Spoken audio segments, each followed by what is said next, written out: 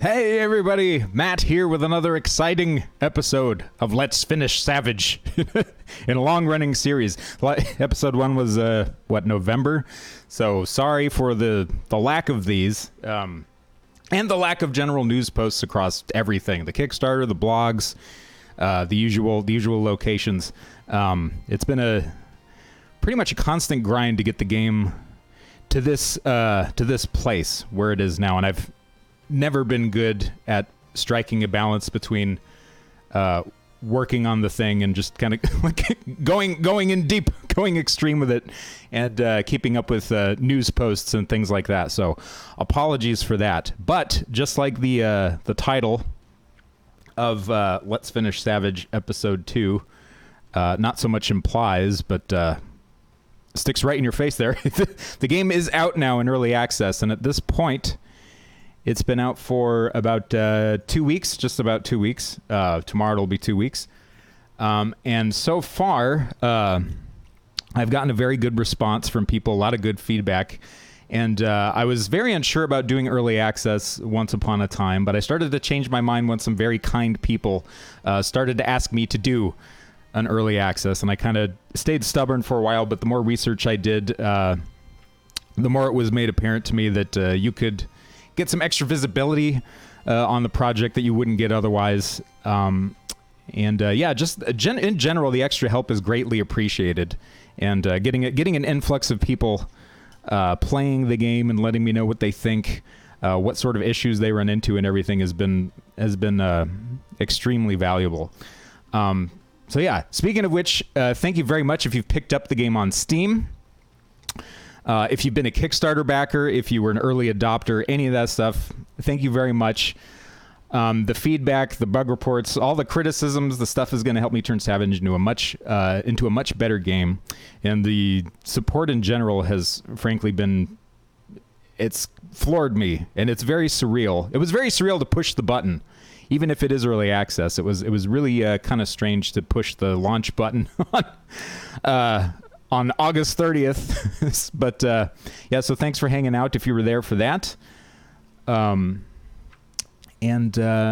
Just a very humbling and sort of bizarre and interesting experience. Very grateful for all of the support. So thank you very much. That being said, too, everybody who's been playing the game, I'd like to give you a quick thank you as well. So to Werewolf, Skankcore on Shack News, Johnny Renegade putting in the hours, Fatal Frame Rate, Pulse 109, Outworld, Game Charmer 84, Young Revolution 724, Tark 6, Moonglow, Hitch, Gaming for Platinums, VG Realm, McCravenator GG, Snow Drama, El Spuddy, TV Prime, Plasma Balls, Diston Plays, Uncle Cranky, DMP Design, Blind Man's World Live, Eat It Up 86, Guy Brux, Cloaked Alien, Duke Donuts, Macaw 45, HT 1313, Kiwi-tastic Streamer, Dorko City, Pete Dorr, that was pretty surreal to watch Pete play this too, and Mothy, and on YouTube, Sanctum Asylum and Indie Cow. Thank you guys very much for playing the game and for spreading the word. I think this thing is going to sort of live and die on word of mouth, so much appreciated. And I've been trying to, that's what kind of the last week and a half or so for me was just keeping up with who was playing it, what they thought about it, watching live streams. It was pretty insane watching all of you play the game too. So thank you for that very much. So for this exciting episode, going to talk about what's made it into the early access, what's not in there yet, what's coming kind of short term, what you can expect as far as fixes and more immediate changes, and what's on the horizon, what's coming over the next couple months. And the goal is to get this thing in good shape pretty much by December, to try to get a 1.0 by then. So we'll see if I can see if I can cut it. We'll see. It'll be interesting to see. So what has made it into the early access? So here, yeah, there's a thank you screen, which I probably should have had up over the past minute or so. But anyway, again, thank you to all the Kickstarter backers, the early adopters, anyone that picked up the game on Steam. Thanks very much. So what's in early access currently? There's about 50 to 60% of the dungeon and area content. You can explore a pretty big chunk of the world map and run into a fair amount of procedurally generated content, and there's about 8 dungeons or so available to you. There's a brand new title screen that I'm pretty happy about that makes the game feel like a little bit more of an actual for realsies video game. There's a brand new dialogue system. I'll be getting into these as well in a little bit more detail over the next couple screens. But the perk system is finally in there.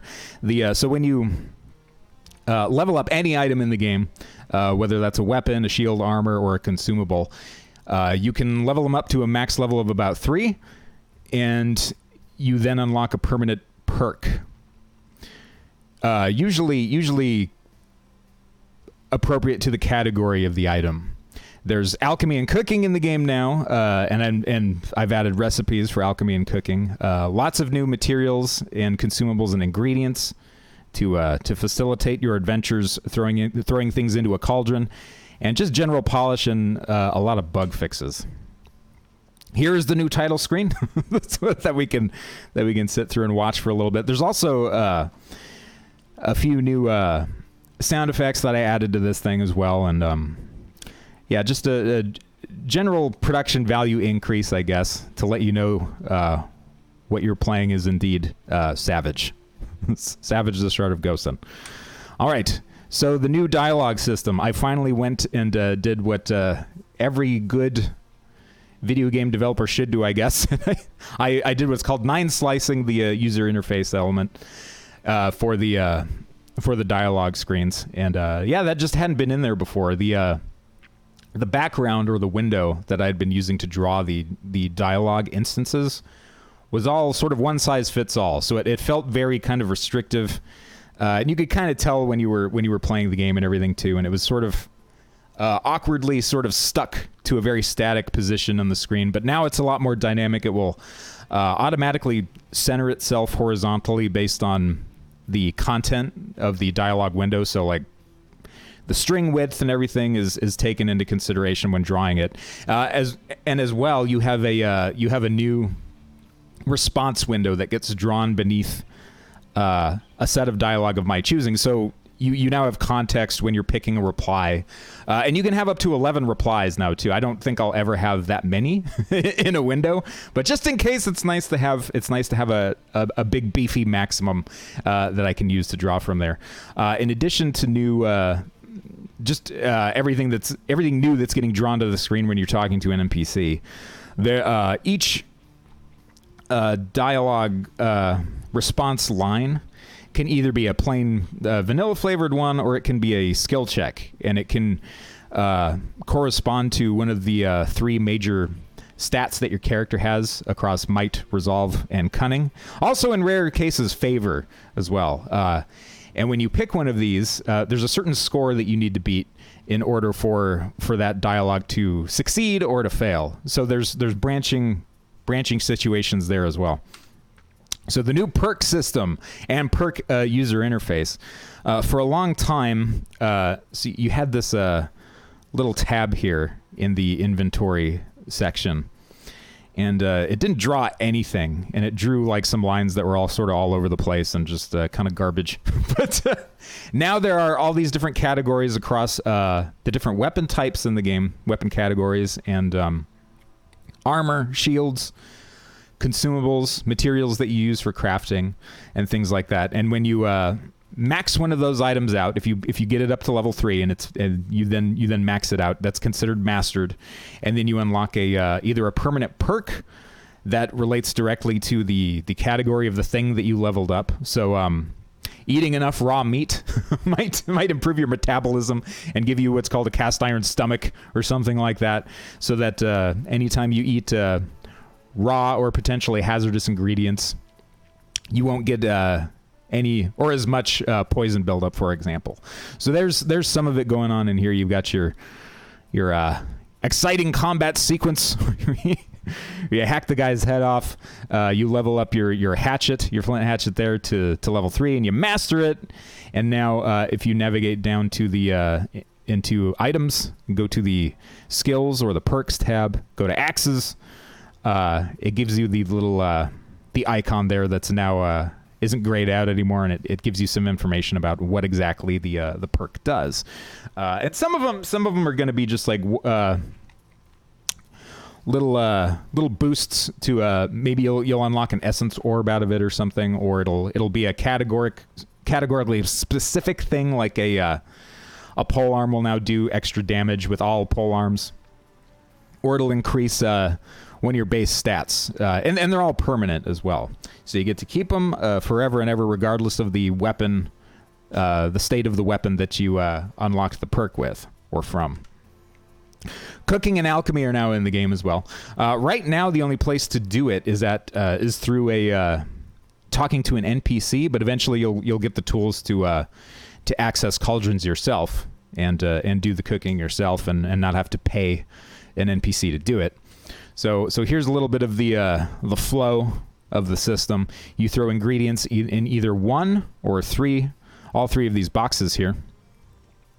If you have enough money, you tell her to cook it, and out pops some sort of consumable or item, refined item that you can use in crafting. So the idea here is to provide you with the means to create potions or food that give you buffs, or some sort of enhanced state or something, or items that you can then use to use in the reforging of weapons, armor, and shields.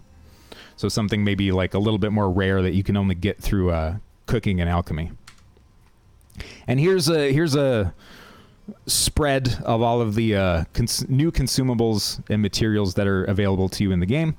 So you got your fetishes on these sort of stone colored shelves, all of the new potions that you can craft, all of the new ingredients that you can gather, the new materials that you can use through forging and crafting. So there's quite a bit of stuff now that you can farm for in the game. So here is the when we're talking about 50 to 60% of the map content, it basically boils down to the Gosenian Hills region and the Gosenian Highlands region. So that's part of the world map that's highlighted right there, and those places are available to explore in the current version of the game in early access.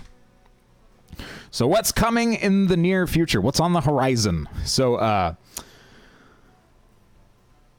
the current inventory space is very old and was meant to only accommodate what was currently available. So I gave myself 10 slots, which seemed like enough. It was sort of an arbitrary choice. It was like, okay, it was a little bit more than the number of items that were actually in the game. But now there's a lot more. So what you can look forward to in a very near patch is an increase to the max number of items that the inventory can hold, as well as I want the stacks to increase too. Right now you can carry up to a maximum of 99 of each material and consumable. I want to boost that up to 999. So that's a little bit of my my history with playing JRPGs. Sort of showing up there. They liked having 9s. It's their max number. So I think I'm gonna be sticking to that, as well as upgrades for weapon and shield and armor inventory space. Right now you can only carry 10 of shields, weapons, and armor. I like having a limit on that sort of thing that to force you to kind of think tactically about what you're going to be bringing with you into certain areas, and it creates kind of a little moment of drama. I think if your inventory is full and you find a new item or something, it's like, oh, what do I drop? What do I have on me? What is this thing? I want to pick it up. That's not to say though that the inventory system can be improved. I want base max number of slots to be increased, and also the ability to either through an NPC or some other method to purchase like a bandolier or an extended backpack or something to up the amount of to increase the number of shields, weapons, and armor that you can carry on your person.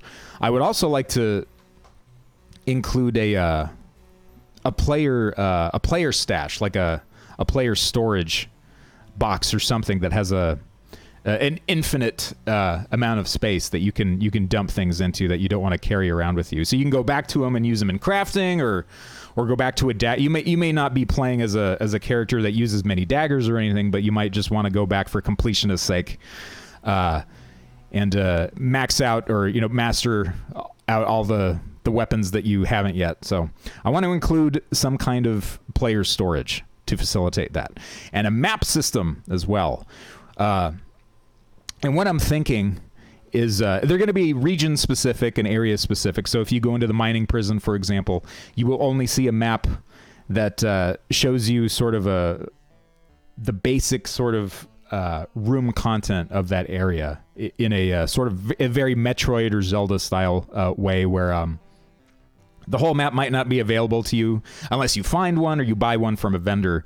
But if you have the right materials, you'll go into an area, you'll use a cartographer's kit, for example, or something, and then that area can now be mapped. So as you go from room to room on a grid, squares will start to fill in, and you'll see gaps in a wall and stuff where there will be another room off to the side or something. So that's kind of my idea for a map system, and I've had the user interface elements for one sitting around for a long time, and I know there's some people that are like, nah, I don't want maps, and other people that are very frustrated and do want maps. So making them sort of very deliberate craftables or something will kind of, I think will kind of be a good middle ground in there, outside of actually including a game option or something to completely turn off maps too. So I know that's kind of where my mind is on maps at the moment. It's coming, but you'll have to craft or purchase them or something like that. So the journal entry as well, the journal system, or the journal page, will probably be moved to the main sort of main menu interface section, so that it's not buried within items and you got to navigate to a tab and stuff like that. So there's been a lot of people that I've watched that weren't aware that you even had a journal to begin with, but as well as the just quest notes and like adventuring notes and stuff. I want to include things like a bestiary, so that as you slay enemies and creatures and monsters, you'll get information on each one, like what their strengths are, what their weaknesses, as you unlock them and stuff like that. So having a general journal section, I think, would be a good idea for future things that I might want to add as well. So there's that. Buffs and debuffs to go along with the new consumables and potions and things. More forge functionality as well. So right now, the only thing that works in the forges, provided you have the correct tools, and this is at the anvil, the only menu entry for the forge that functions right now is the reforge option. And what that is you're taking an old item and turning it into a new thing. Repair, improve, salvage, and lore, which is affixing fetishes onto your equipment to give them different kinds of effects, aren't working in there yet, but they're coming pretty soon. Picking up weapons and armor method, and adding a discard option in the inventory is also coming as well. So picking up weapons and armor, given that you have a limited amount of space for your weapons, shields, and armor, is pretty frustrating when you have things on the ground and you don't know what they do, and you just kind of run over them and it automatically gets added to your inventory, and you're like, oh, I already have one of those things. And you go into your inventory and you drop that item, but then it creates a physical space, a physical instance of that object in the game space, and then you accidentally run over it and pick it up. It's all kinds of messed up and stupid. So what I was thinking was, I do have a little bit of wiggle room here on the gamepad, on a standard sort of Xbox style gamepad, where I could have a dedicated pickup item button, and possibly even when you run over, when the player collides with like an armor or a weapon or shield pickup, actually display the name over that pickup so that you know, like, oh, okay, that's a wood club. I don't have one of those. I'll hit the button to pick up an item, and it'll get added to my inventory. So I think, and having a discard or a destroy option in the inventory too. And so in case you just don't want to drop things, there will be some functionality to dropping certain things in certain locations that will come about later. But yeah, having an actual just destroy or discard option, I think, would be handy. So lots of stat balancing needs to happen as well. So expect damage, HP, battle point gain, and drop rates in general to get tweaks and sort of quick fixes coming up in the near future. Animations also need to be plugged in for the various consumables. A lot of them aren't working right now, or they might be bugged. So expect those to be fixed and added. A recipe user interface as well. There isn't a recipe user interface when you're interacting with the cooking and alchemy right now, and I want to add one for if you're just kind of playing around and you're adding things to the different slots in the cauldron. I want you to be able to retain that information in some sort of journal entry. Like, that could be another thing that gets added to the journal to the journal page, is what recipes you've unlocked. Like, if you learn how to craft a health potion, you should be able to always see, like, okay, I need, like a small eye and a wing of bat and a wild herb or something to throw into the cauldron to make another health potion. So a recipe user interface is coming, as well as more recipes too. There's only a handful that currently work at the moment. Same thing for perks. Not all of the weapons and shields and armor actually unlock perks yet. There's a handful of them in there, but all of them still need a little bit of TLC. So more music as well. You're stuck in certain areas for such a long time, depending on what location.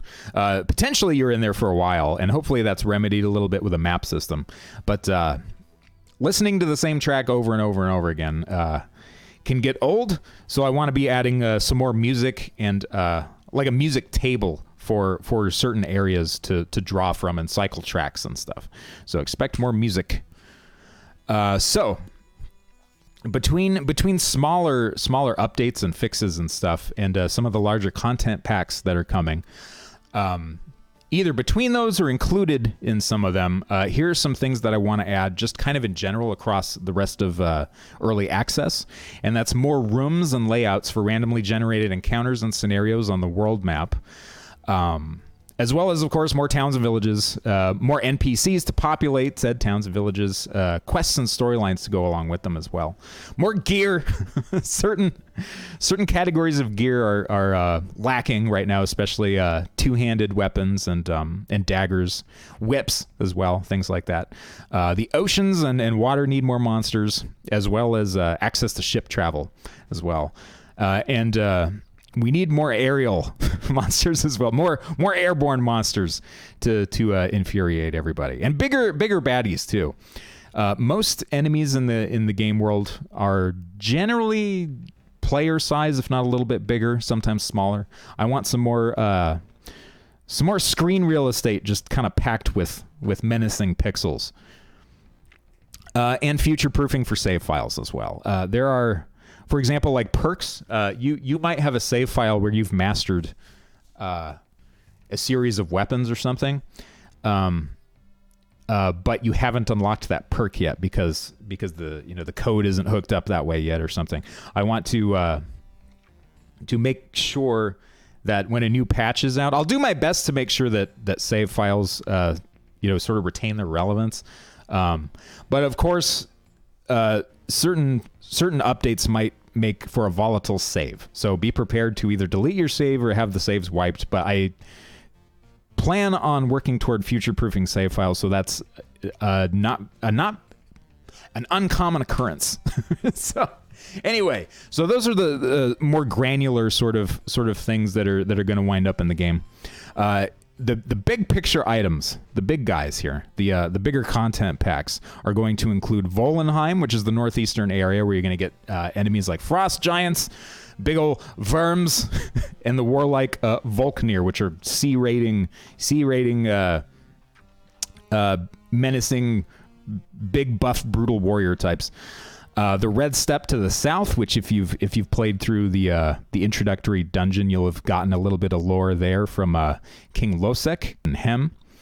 And further to the east of the red steppe, you get Blackfen, which is a swampy, poisonous area.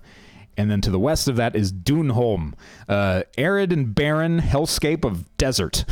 So you can look forward to that too. And of course, one more super secret mystery dungeon.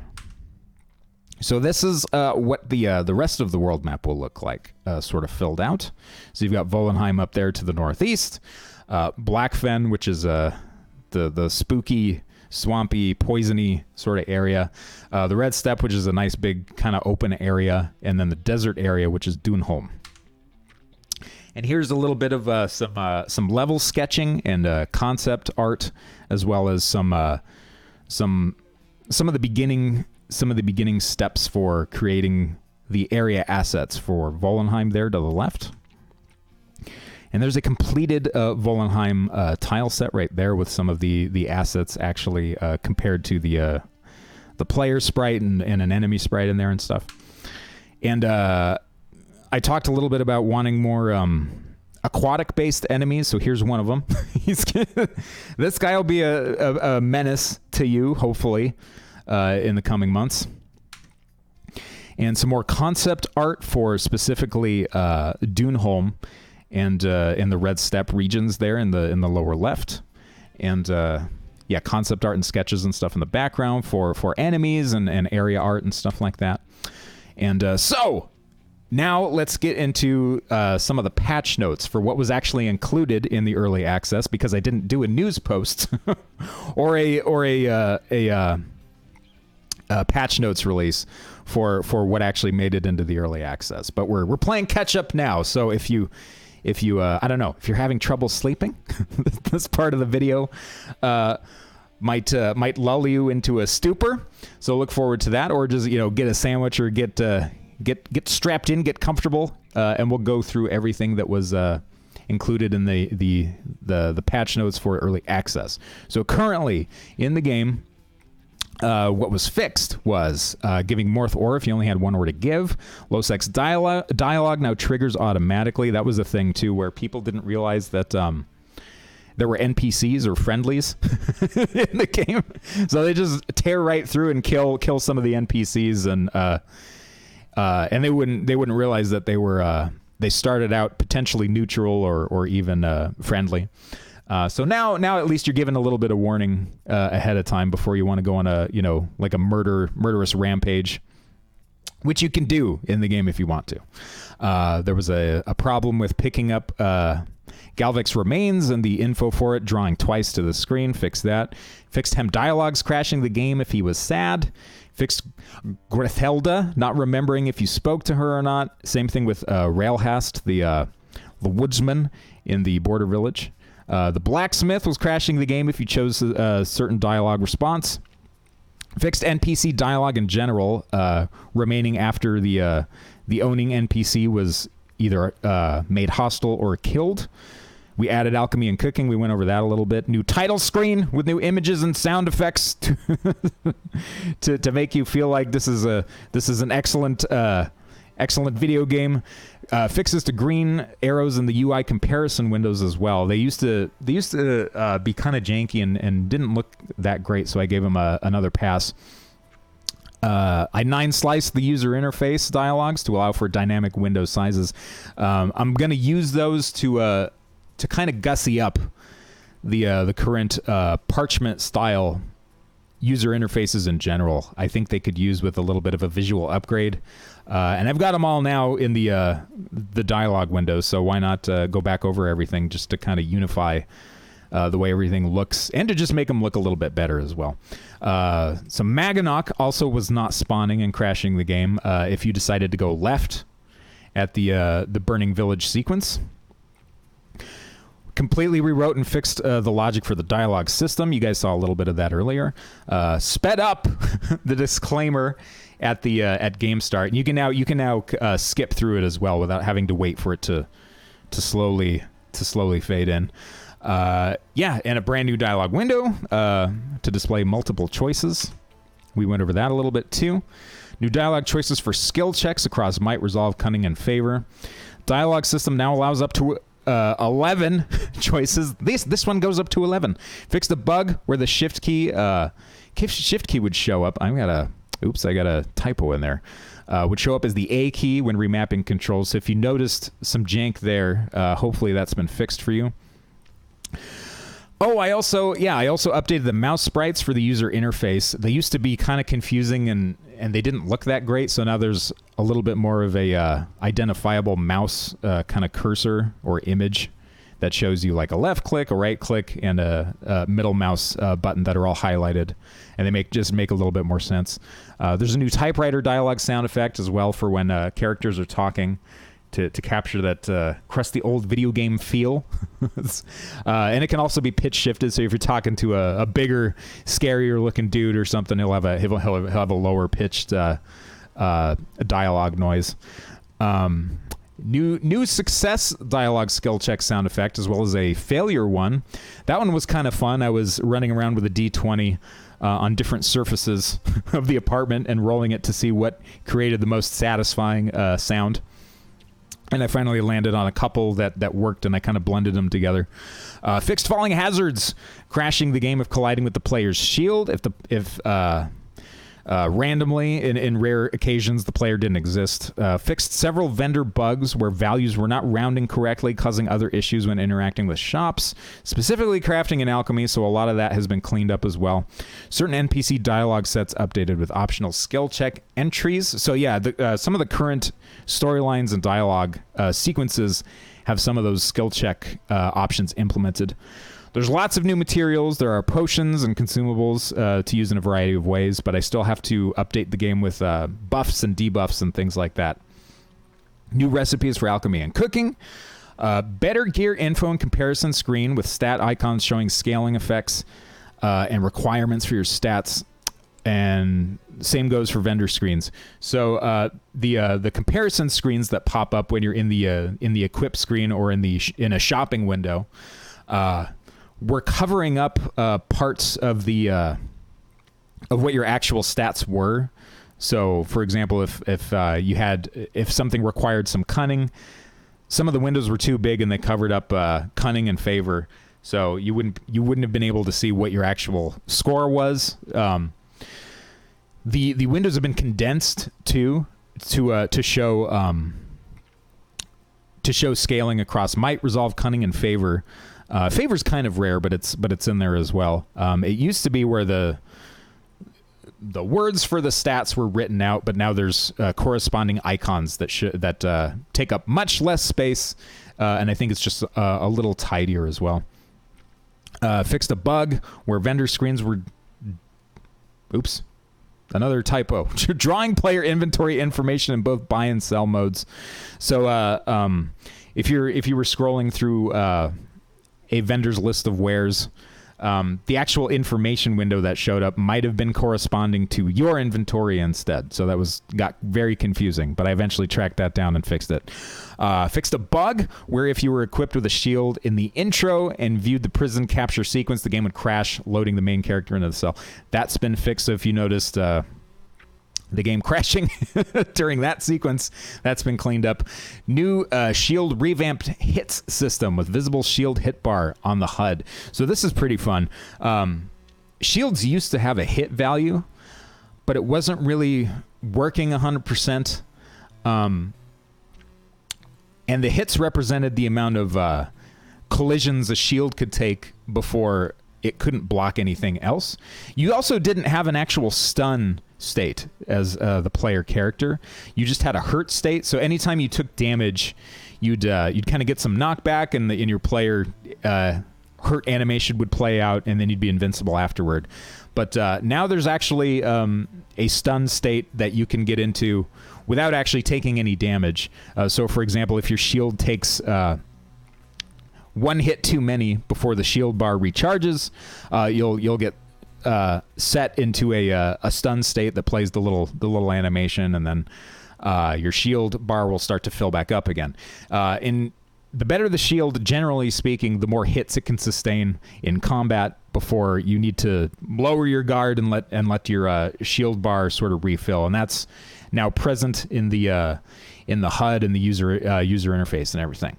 So that does it for what was in the game at early access. Since then, I've released a series of hot fixes that we can go over right now. There was a lot of problems with the 16:10 aspect ratio, but a lot of them have been fixed. So if you were trying to play the game in 16:10, hopefully this will have fixed some of your issues.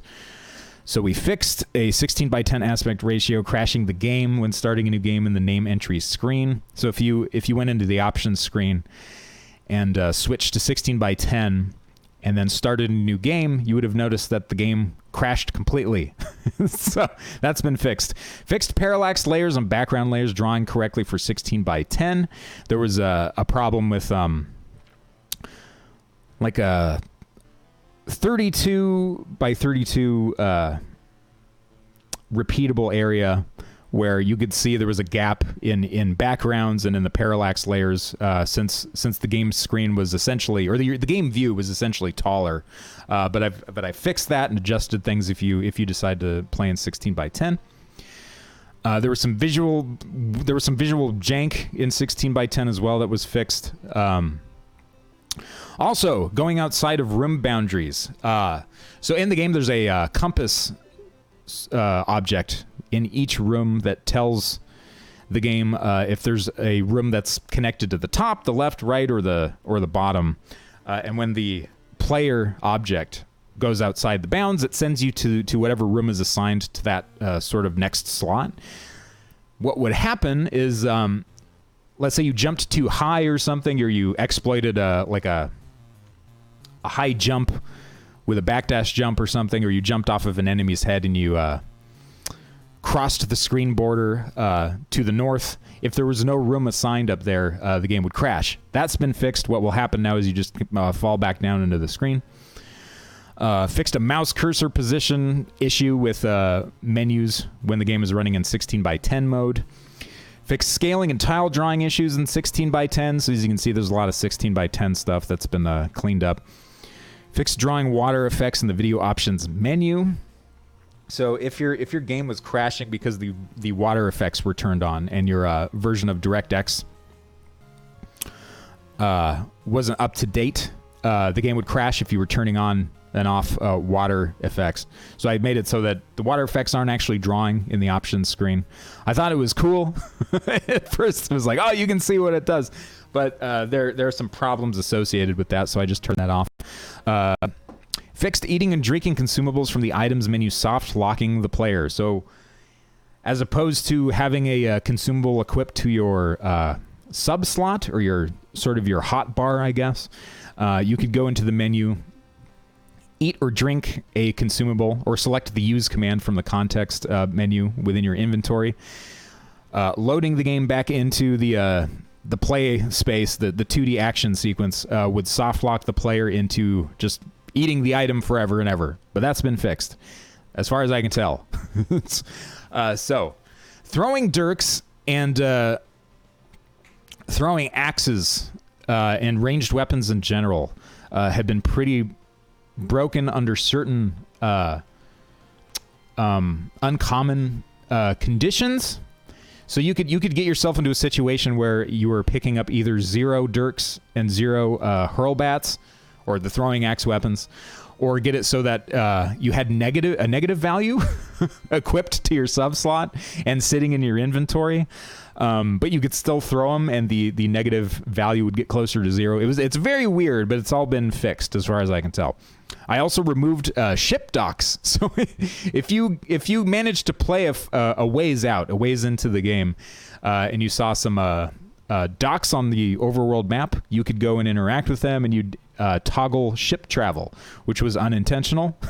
So it's in the game and it's working, but it's pretty janky, and you could go outside of the room bounds and like all this kind of crazy stuff, and you could collide with procedurally generated encounters on the world map while you're on the ocean, and it wouldn't load in what were supposed to be ocean themed and water themed overworld random encounters, and it would just load to the whatever last biome basically you were in, and it would load a land-based mini scenario. So that's been fixed. I removed those. So until ship travel is like actually supposed to be a thing, then those are going to stay off. I added a few materials and other items to the loot tables for currently available enemies. Death now fully restores your hit points, your total wound tokens, once respawning at a checkpoint. It was very redundant and annoying to respawn at one of the drinkable essence vessels with not full hit points, because it was like, well, you're at the checkpoint anyway. So there was just like an extra step in there where you could drink and refill your health bar, and that's been taken out. You just respawn with full health now. Favor. We'll get into favor in a little bit here too, because favor's a little bit of a confusing and broken aspect to the game in the current state of the game itself. But favor now subtracts much slower on death. It's more of a gradual decrease, so you won't just lose one favor per every death. I've also improved base drop rates when killing enemies. Improved drop rates on destroyable objects like crates and opening mundane chests. Right. So that was a mouthful. If you've stuck with me this far into the video, much appreciated. And I'll get into some of the QA stuff and things that I've just noticed on the Steam message boards and in the Discord as well. So if you have questions, feel free to leave them in the video. In the comments section, or join the Discord as well. I'll put the Discord link in the video description, and yeah, or leave them on the Steam forums, or anywhere else you can get a hold of me. In general, works just as well. So, on to the first little bit here of not really QA, but some news. Right above hentai hell. There's Savage the Sardagosan sitting on the new and trending page on early access. I think it's still up there. I think it might still be on the front page, a few positions down. But thank you very much. I have you guys to thank for that, for just kind of interacting with the store page, I believe. Not to mention picking the game up on Steam. So thanks very much. So first question, first sort of issue that I hear people talking about, and granted too, it's kind of confusing and stupid the way it is right now in the game. Favor, what the hell does favor do? And why aren't I getting any drops? So favor is a little bit of a weird thing right now. It's kind of a placeholder mechanic, and it's there are a lot of elements of favor that interact with it that aren't hooked up to the game just yet. So a lot of it doesn't really make sense. It just looks like a weird sort of punishing mechanic. It does have an influence on luck to a degree, but the plan is to make luck deteriorate a lot slower. Other items and consumables and things like rituals that aren't in the game yet can potentially buff luck for a period of time, independent of favor. So what I want to happen is if you kind of juice favor, if you manage to find a way to increase your favor in the game, luck will also increase as a result of that. But losing favor from a variety of situations, one of them being death, won't affect luck right away. Luck will have a much slower sort of drop off, and independent of favor too. You'll have resources available to you to directly influence luck and to increase it if you want to. Also, perks and equipment will tie into this as well. So once you start to unlock more perks, specifically through a weapon category, like daggers, for example, luck will make more sense, and those will play with luck a little bit more too, and give you some more permanence on it as well. So on a more convoluted level, favor is a way to color the world that you're playing around in. It's a gauge for how influential your equipped fetishes, corresponding constellations, and augmented gear are. So what that means from a more mechanical perspective is that with a specific mix of things. You can think of it like your equipped fetish. So let's say you have Var equipped into your sub slot, right? So the wolf Gosenian fetish. Let's say Var's constellation is also out in the night sky or during the day. And you have that same fetish, so you've got Var's fetish augmenting your sword, whatever effect it has on your weapons. You can multiply that sort of by favor. If your favor's in the positive, your damage output on an enemy who hates Var might be super awesome. So that's kind of the idea. So not only will it enhance the effects of your augmented gear with that corresponding fetish, enemies in the game will also have like a love-hatred sort of subsystem where they can either be affiliated with a god or actively despise them. And your equipped weapon, if it has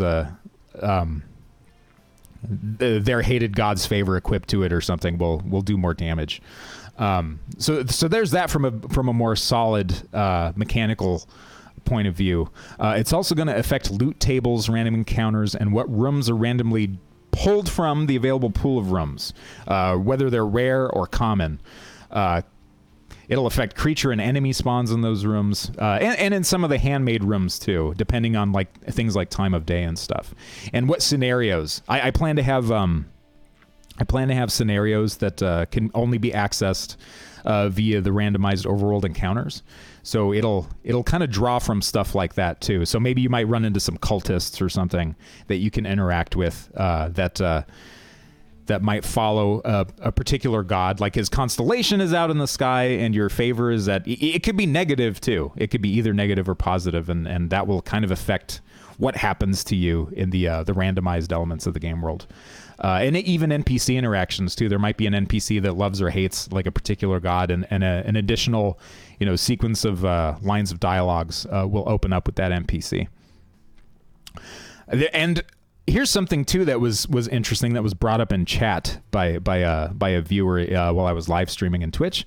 There could be a god that likes you having a low favor rating as well. So I don't want negative favor to really be a negative thing, even though it does have a negative, a literal negative when you're looking at your favor rating. But a lot of it just isn't quite hooked up yet. The general idea of favor is to make the game more challenging, but have a higher reward potential as well. There will be items, craftables, and consumables that you can use in rituals. For example, that will lower your favor if you want to. Like if you want access to certain things in the game, like your twisted self, for example. When you drop your essence and you have a low favor rating, there's a chance that it can transform into the twisted self or the twisted version of the player. And that entity will only drop specific items. And possibly weapons and shields and things like that too. So you might want that to happen. So you will conduct a ritual or use an item that deliberately bottoms out your favor. And in addition to running into certain enemies that might only spawn in the game world if you have a negative favor rating. So you'll have the means eventually through either crafting or performing rituals at certain locations to lower your favor, to neutralize it to perfect zero, or to improve it and max it out. So yeah, a lot of this stuff still has to be hooked up and fleshed out. And mechanical means to influence your favor as well. Just wandering around the world map and killing enemies that, for example, maybe they hate Var. If you've got Var's fetish equipped, there could be a chance to gain a favor just randomly. So a lot of tuning, generally speaking, around favor is still needed, but that's kind of the idea, and a lot of it isn't fleshed out yet. So excuse my dust. Pardon my dust. So how much can I play in early access? How far can I get in the current version of the game is a question that I get asked a lot. So hopefully the first part of this video, what's available in the early access version, sort of answered this a little bit. There's about 50 to 60% of the just general landmass and dungeon content that you can explore. A lot of the story still needs to be plugged into the game. There needs to be some story beats added, some things like mini bosses added to certain locations to just generally improve the overall pacing of the game and stuff like that. So in addition to how much content is in the current game, I also get asked about how many hours it takes, and also how many hours are planned to complete the game. Once 1.0 rolls around, I'll be very satisfied if I wind up with something that takes around 20 hours to complete. I feel like I might go beyond that with the current state of the game as well right now. I've watched people play the game and take anywhere between 7 hours to like 15 hours. Of course, a lot of this depends on, you know, your skill set going into it, like how many similar games you've played, and you know what aspects of the game you might be struggling with, or what you're breezing through too. I've watched a very skilled player in particular manage to get to the ending of the early access. There is an end screen, and you'll know it when you see it. I've watched somebody get to the end in about I think it was around 6 to 7 hours. But they were a highly skilled, you know, like Metroidvania action platformer kind of player. And there's a lot you can skip too. And that's by design. There's a lot of optional content in the game, and there will be at 1.0 as well. But as far as like critical path stuff, you can expect a pretty beefy experience with what's on offer currently. Save files in the demo, and our save's going to be compatible with the retail version. The short answer to that is yes. So if you play the demo and then you decide to pick the game up, your save file will be compatible with the retail early access version of the game. But buyer beware.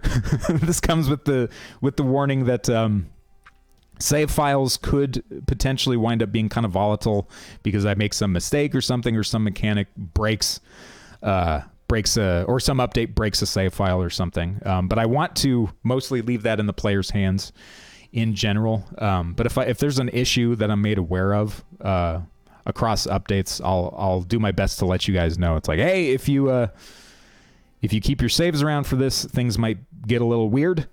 So it might be up to you whether or not you want to delete your saves and just start a new character. Letters on the equip screen. What are the letters next to the icons in the equipment screen? So when you're accessing the equipment screen, there are a couple sub windows that pop up near the bottom of the weapon selection window. And those are how your gear scales to corresponding stat icons. So you'll see the might icon, the resolve icon, the cunning icon, and the favor icon, and an A or a B or a D or so on and so on next to it. And that's how good of a bonus your stats give you to the effectiveness of that piece of gear. So it's basically gear scaling and stat scaling. How do I craft? Is crafting even in the game? It is. You need the required tools to access the forge. And right now, reforging is the only option that works. And reforging is basically taking an old item and turning it into a new one. So it's kind of like Gear Ascension or something like that, but you are effectively making brand new items that can then be leveled up and mastered and eventually have perks that can be unlocked from them. So they're brand new items and gear. And also through alchemy and cooking. And if you go to the border village right outside the mining prison, there's an NPC standing next to a cauldron, the old woman Grathelda, that if you talk to her, you can initiate cooking and alchemy. There aren't too many possible combinations in the game yet, but you can at least do things like cook your raw meat.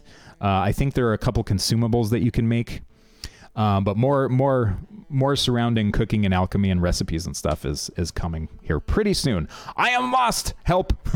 So, yeah, this is a weird one. I see forum posts and things, and I do my best to stick to, what my version of something like the Prime Directive from Star Trek is. It's like you shouldn't interfere, just let things play out. Because of course, obviously, I know everything there is to know about the game because I made it. I mean, outside of like level skips and exploits and stuff, which I've watched a few people navigate around, which has been really entertaining to watch. Specifically, Johnny Renegade. He's put some serious hours into this thing and found some really interesting sequence breaks that don't actually break the game. So kudos to him. But as far as being lost, I'm hoping to implement things in the game like the map system. So if you're craving a map system, that's coming. And just general sort of narrative beats and things to improve the general pacing of the different areas in the game. Especially some of the later ones that you can access in the early access right now are kind of janky as far as what's going on in them. So I think certain things like running into a mini boss, for example, or just like a boss in general, like a room that's like, oh, I am supposed to be here. There's this, thing here that I haven't killed, and there's, things get a little bit more dramatic or something. And that can improve the general pacing of the game and the sense that you are actually progressing. So there's a lot of cleanup like that still has to get done. Will the game be on consoles? Will it? Switch, PS4, Xbox One? I hope so. The short answer is I hope so. I don't really have a long answer just yet, but I have to see how things go and actually get to a 1.0 where the game is finished, and then start to look at what I need to do as far as start the process for porting this thing to consoles and other platforms too, like Linux and Mac OS and stuff like that. DRM free version. For example, can I get this on GOG? So no dice, unfortunately, on GOG. But we'll wait and see yet. I might be able to resubmit at some point or something. We'll see how it does on Steam as well, and that could influence other platforms. But as far as the DRM free version goes, I do want to make this available on platforms like Game Jolt, which is where I started on. That's where super duper early crusty old versions of Savage existed before time. The game before time. So I do like Game Jolt as a platform, and I know that you can sell games on Game Jolt as well. And I believe that's creates a they have a DRM free experience on that platform, I think. And then itch as well, itch.io. I plan on putting the game on there as well. So if you're wanting a DRM free version, and you were asking for GOG specifically, which I've been getting asked a lot about, sorry to disappoint you with GOG, but as far as the DRM free version goes, I have these, I have other options. I have other places I can put it, like Game Jolt and itch.io. Will there be a soundtrack or an OST for sale? You betcha. You bet there's going to be a soundtrack. I'm saving a lot of the audio stuff that I still have to do in the game. I want to do things like voiceovers as well. Very limited voiceovers, like little sort of response sounds from NPCs and stuff, and death cries, a lot of screams and yells and death rattles and things like that. But music as well. The game needs a lot more music and boss tracks as well. Some of the bigger bosses, I think, deserve their own themes and things like that. And I will be putting those on a soundtrack that you can purchase. So I talked a little bit about people live streaming the game. And I've been getting some fan art and everything like that too. So thank you guys very much, not only for live streaming the game, but taking time out of your day to put together some entertaining illustrations like this. These were done by Ann K. She's at Agent Ann K on Twitter. You can follow her on Twitch at Twitch TV/AnnK_. And also check out her website, agentank.com. where she has a retro-themed fan magazine, which is actually pretty fantastic. And it has a lot of her artwork in it, and just coverage on retro events, and like cool things like unboxings and stuff of old video games, which I'm all about. So go check out Anne, and thank you, Anne, for these awesome illustrations. So my friend Paulsh on Twitch decided to do some perler art for Savage. So here's some of the some of the process going into this particular sprite and bringing it to life. And there's the thing in a shadow box in all of its glory. Really freaking awesome. It's surreal to see elements of the video game hanging out in like real life like this, like a thing that you could touch and hold and all that. But you can go check out Paulsh on Twitch. He's a retro streamer. You can check him out at twitch.tv/Paulsh109 and check out his podcast that he does with a series of other retro streamers as well. And you can find his retro themed podcast at pressbtocancel.com. So thank you guys again very much, especially if you've made it to the end of this video. If you've watched all of that, thank you very much for sticking around. Thank you for supporting the game. I'll be doing more of these in the future for the bigger content updates. But make sure that you follow me on Twitch at twitch.tv/ToborPrime and join the Discord as well. Watch me on Twitch so you can watch your game getting made, and you can give me your feedback like in real time too. It's pretty cool. It's a pretty interesting way to communicate back and forth. And yeah, that about does it for me here. So yeah, I'll leave you with that and look forward to some patches and updates coming down the pipe in the near future. Take care, and thanks again.